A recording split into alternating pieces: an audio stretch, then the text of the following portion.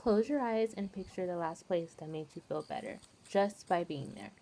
Is it a beach town, a rural town, or the hustle and bustle of a metropolitan city? What you just imagined is wellness by design. And no, wellness by design is not by chance. From the interiors of our homes all the way down to how our cities are built, the built environment directly impacts our well being. How our worlds are constructed and weave together is one of the primary sources in our personal development and ability to sustain good health. Hi, my name is Britni, and I'm an interior designer. I created the Wellness Project to explore how our wellness is directly tied to the built environment. So many times people believe that living well is only for a select few, and that is not the case. It's a lot easier than you believe. Today's topic, we are talking about urban planning. Urban planning is the development of the city, and while I am an interior designer and talking about urban planning seems to be out of my scope, it's actually not. It's directly tied to one another. So many of my design moves are linked to how your environment is. Do you live in a city? Do you live in a rural area? Do you have a lot of space? Do you not have a lot of space? All components that are impacted by where you live. So let's get into it and let's explore and see how urban planning and design go hand in hand. Urban planning or city development is the design of a city.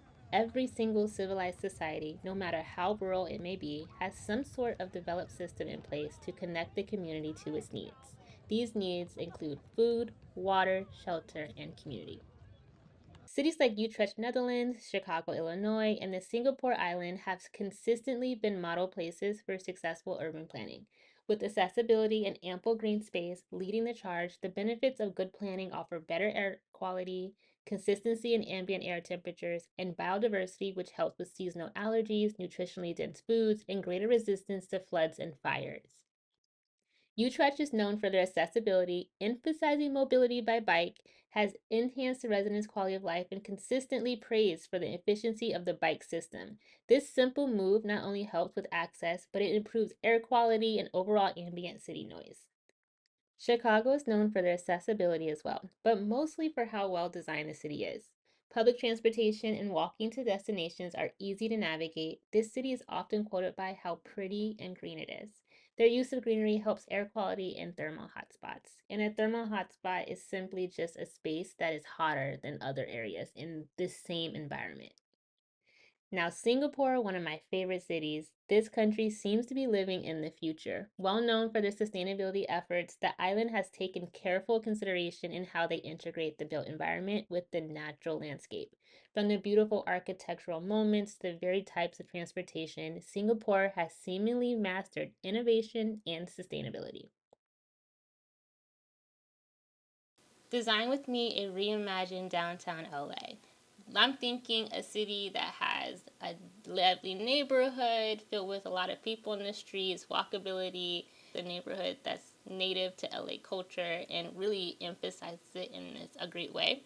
But most importantly, a territory not plagued by car traffic or smog. LA is known for its car traffic. So, what would it look like if the downtown area was not car reliant, but more so people reliant? What impacts would that have, and how would that essentially change the landscape of Los Angeles? So let's get into it and let's see. Downtown LA is a pretty big city. Well, actually, LA in itself is pretty big, but downtown LA is not that big. So I'm calling downtown LA the hub that's snuggled in between the 110, the 101, and the 10. And so LA has about 8 neighborhoods total today. And those neighborhoods are downtown LA, which is Civic Center and the Financial District. We have the Historic Core. We have South Park, Little Tokyo, Arts District, which is one of my favorite neighborhoods. Center City East, which we know as Skid Row, and then the Fashion District, which pretty much takes up the southern portion or southern region of downtown LA. The reason why this is important is because having an area of neighborhoods compacted or outlined by the freeway, one, you have accessibility, but two, freeways are known to be noisy. They cause a lot of air pollution. They pretty much take up a lot of space in the district. Or freeways are big, and LA freeways are very big because there's normally like 6 to 8 lanes each direction. And so to have a neighborhood surrounded by all of this, that's a wellness wise, it can be quite overstimulating. That's the point I'm trying to make. So, and the reason why I bring up the word stimulation or overstimulation is because in the psychology field, there is a term called sensory overload. Sensory overload is when you just have too much to process mentally, and so it takes you a bit to either process the information or you completely shut down. A lot of us have been hearing the term neurodivergent pop up recently, and that is just really a new way of saying, hey, I have too much information coming my way. I am burdened by all of the information. And so certain things tend to overstimulate people in a greater capacity than normal, which, if you really ask me, I think we are all overstimulated, but that's a whole different conversation. The point that I'm making is that our environments contribute greatly to overstimulating or sensory overload. And so, if you have a noisy city that is plagued by car traffic, that's plagued by pollution, that's plagued by lack of greenery, you see how the list keeps going on and on and on. It's important to note that you can control your environmental sensory overload by taking some small chances. And so, while it's fun to live in a big city, sometimes it can be cumbersome and burdensome. So, we're going to explore how some cities outside of LA are practically approaching this problem and being really successful at treating the core issue. So, let's see. The first three cities are the three cities that I did some research and I really was like impressed by what they were doing were Paris, France, Barcelona, Spain, and New York, New York, here, right here in the States. New York is known to be very walkable, so I can't say I'm too surprised. But Paris has been known to be very sustainable, and Barcelona, Spain, I had no idea, had a concept called the super blocks. And so all three of these cities have taken nearly identical recipes for success. So that recipe is a series of steps that they've taken, and I'm calling it a recipe specifically because it's the same thing, it's the same application. I'm rambling. Let me get to the point. So all three of these cities follow a similar recipe.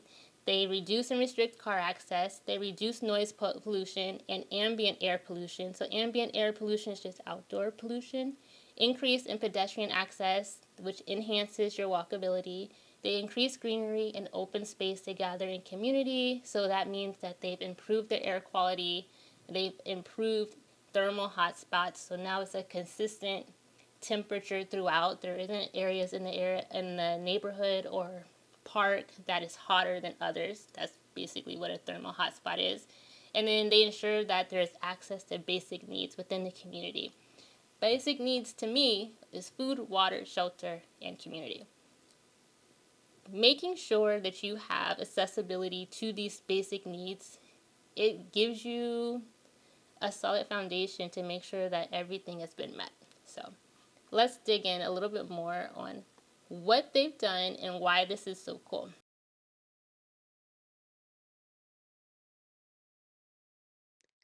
In 2011, Paris invested in the restoration of a popular plaza known for political protests and gatherings. A place that had fallen victim to the modernization of cars, commuters and the surrounding buildings nearby had to deal with incessant traffic. Both ends of the plaza were anchored by metro and bus stops, which created less than desirable intersection conditions. 2 years later, the city created a successful plan to redirect traffic to the outer perimeters of the square. This increased pedestrian walkability and reduced thermal hotspots. The project restored community space for local and visitors, creating a quieter, walkable public plaza that anchored public transportation, car traffic, and city functions together in a unique way. This project today still remains an active community space to gather and rest. So let's see how they did this in such a short period of time. Prior to the redesign, there were 7 intersections commuters had to cross. This organized chaos meant that traffic was constantly being interrupted by people, and the people had to navigate traffic. Here, we have existing conditions illustrating how there are limited places to sit or gather, and the greenery is gated off from public views. Whereas the proposed design encourages gathering, has ample opportunities to sit down, and the landscape is now incorporated in the experience rather than used as an accessory.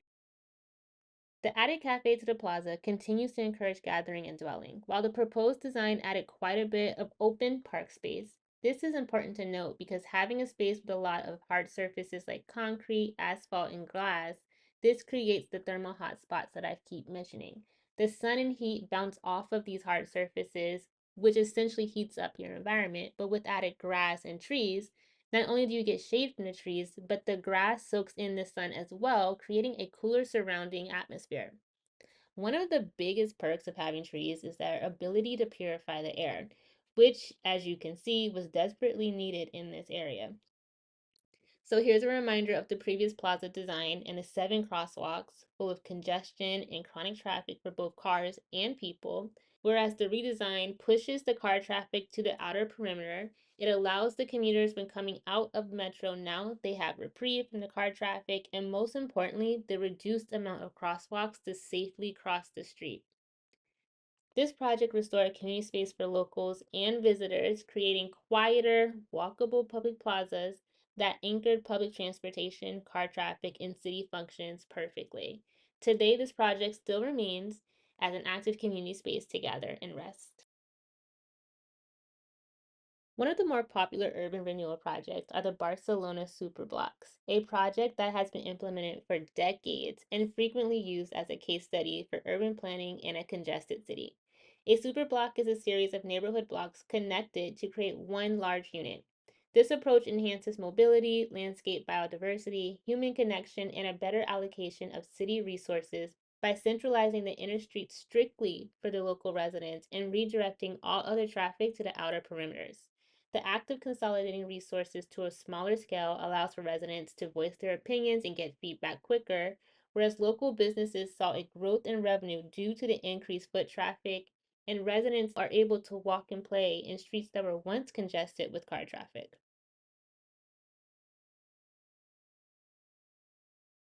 New York's Future Fifth is a newly announced solution to solve for the increased pedestrian traffic on the famous Fifth Avenue. This project will span from Bryant Park at 42nd Street to Central Park at 59th Street. Fifth Avenue is redesigned to better accommodate the pedestrians, the cyclists, and mass transit, according to New York City City Hall. This plan proposes wider sidewalks, dedicated bus and bike lanes, more trees, of course, and shorter crosswalks. In all three cities, this similar approach has resulted in immediate positive change. This approach includes reducing the noise and ambient air pollution by reducing car access, enhancing walkability and pedestrian access, which has been reported to increase business revenue, improve air quality, and lowered thermal hotspots by planting more trees. And they supported greater community engagement and economic growth by encouraging people to gather and dwell. This research tells me that transforming our cities is not a matter of if it can be done, but rather how and when the redesign should occur. So, what can be done in LA to improve walkability in and between neighborhoods, improve pedestrian and business experiences, and provide a cleaner neighborhood that meet the needs of the community? And while this plan sounds good, if the plan doesn't account for the past, nothing proposed will stick or benefit Los Angelinos today.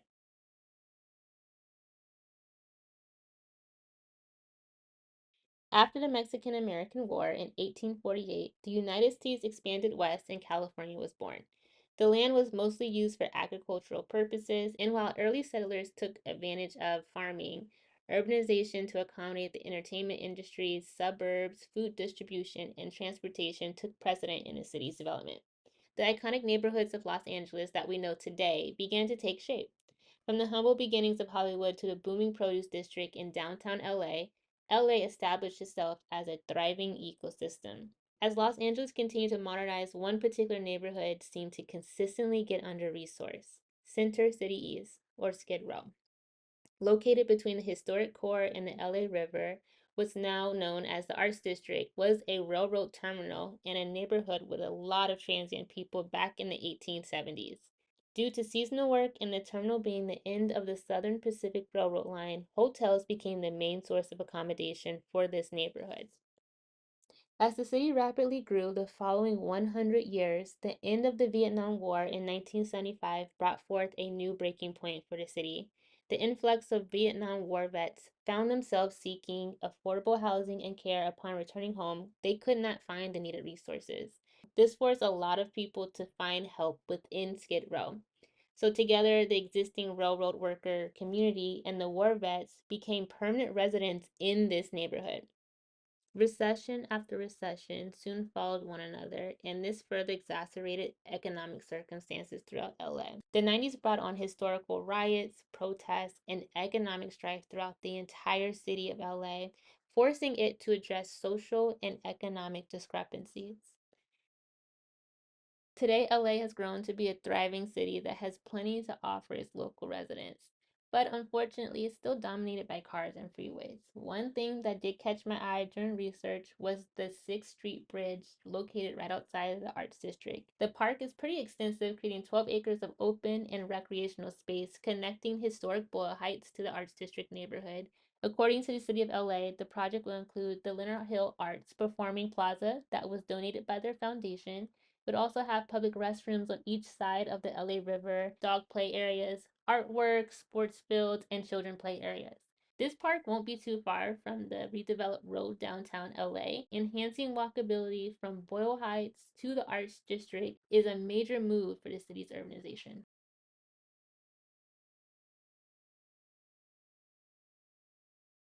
Now that we have an idea of how LA was formed, let's reimagine what a downtown LA neighborhood could look like.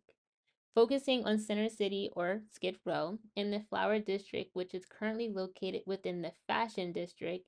These two neighborhoods are in between LA's historic core, Little Tokyo, and the Arts District.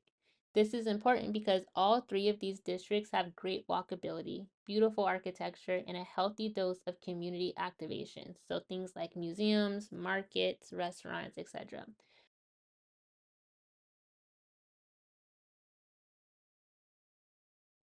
The first thing that needs to be acknowledged is Skid Row. This neighborhood's dystopian state is a true mind bend. Reestablishing Skid Row back to Center City East and redeveloping the Toy District should be priority.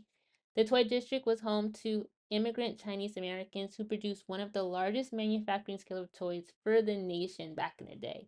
Skid Row would be reestablished as a business district with civic, social, residential, and community oriented programs and still have the infrastructure to support getting these individuals a stable and reliable return back to society.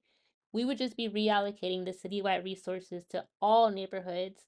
And we're going to pretend that LA has mandated housing and social services to everyone in the county, no matter their circumstances. So that means everyone has a room and a bed to sleep in. The current flower district would be expanded from the historic core all the way down to the arts district. Both of these neighboring areas can drive visibility into the newly designed flower district. The terminal market is special to LA not only because it was home to the Pacific Railroad terminal, but up until the early 2000s, the terminal market was a major produce market that served the entire country. While the building still stands today, the use is a bit different. They still host wholesale produce, but every Sunday, thousands of residents and small businesses come together to showcase food and crafts. Right next to the smorgasbord is a redeveloped shopping area that is home to some of the best restaurants and shops in downtown LA. This revitalization of the terminal market has activated the community for gatherings, small business pop ups, and overall a safe place that's easy to get to. Did you know that in 2019, owners of the current flower markets came together to rebuild their flower market building? The proposed plans not only drew a lot of praise from their residents, but it summoned major hate from a local LA nonprofit. The proposed design featured a multi high rise anchored by the flower market on the ground floor, underground parking, and retail and market value apartments on the upper levels. This project is unfortunately still stalled due to ongoing legal woes.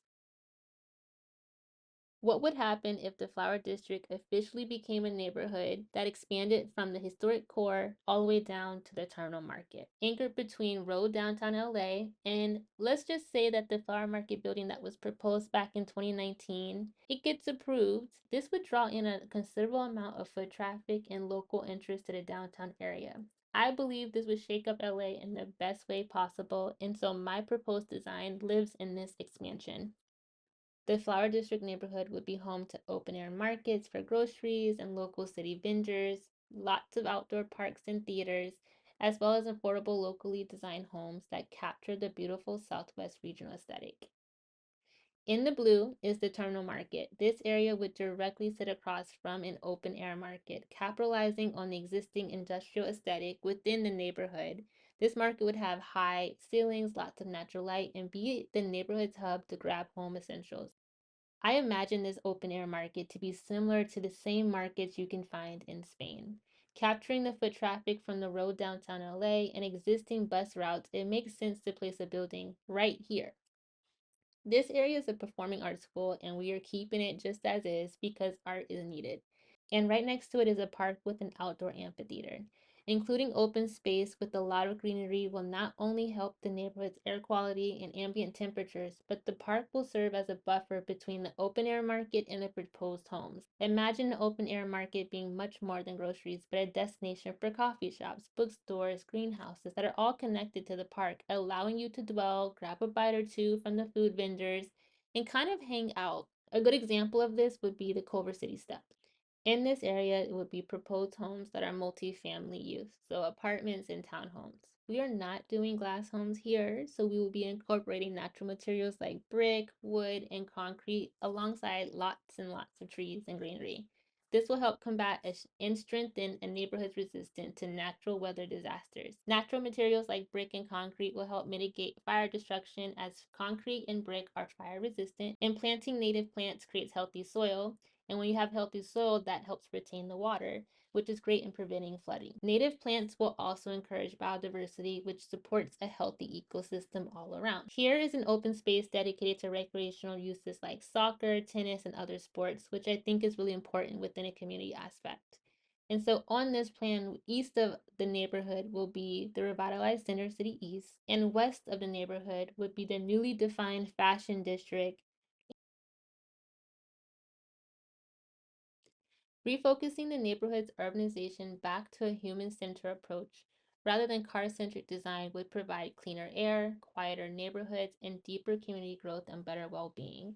I would propose car access to be reduced to single lanes along the perimeter of the Flower District neighborhood and restrict the car access within the neighborhood to local residents only. This would alleviate the noise and pollution from traffic while also supporting walkability.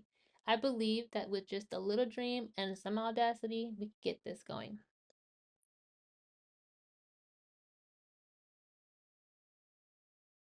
So that's my design.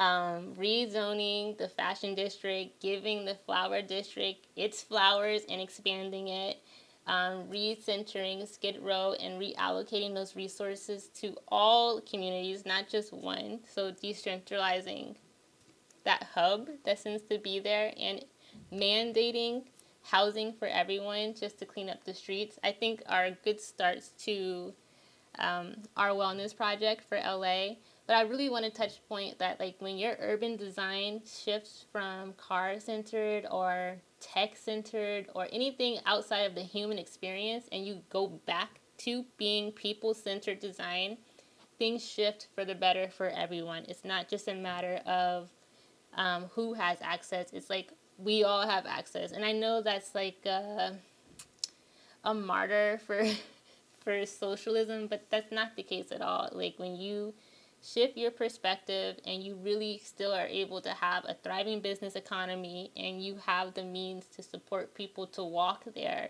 and drive there if they need to, everyone seems to benefit. And so this wellness project was an exploration on how LA can have better air quality, have better pedestrian access to things, have a downtown that's lively, that's people there, that's supportive, have our most vulnerable population be housed. I think the most important thing to take away here is that where you live, where your neighborhood is located, is very important to the quality of life that you have. And so wellness is 100% reliant on the built environment. And I hope that you've enjoyed this exploration. I hope that it's connected a few dots for you. And if you like this video, please like and subscribe, leave a comment. And if you'd like to connect, I have all of my information down below. But I'll look forward to chit-chatting with you guys a little bit more later. I hope you have a great day. God bless. Bye.